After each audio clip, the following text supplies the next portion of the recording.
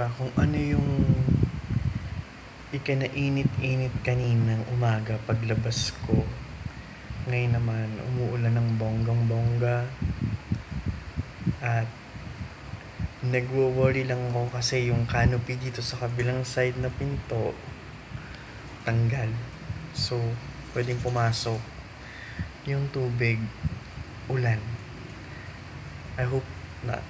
Pero, mukhang tumigil na naman din yung ulan. So, ayun. Sana magtuloy-tuloy na ang pagtigil. At alas 5 na ng hapon,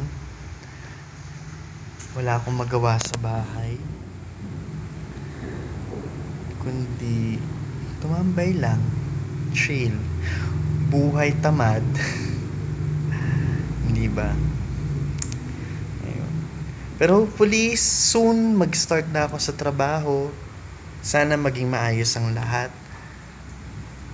Unang-una yung paper, sana maging okay. Lalo na sa Mako Immigration, sana wala naman maging bolilyaso, problema kung ano man.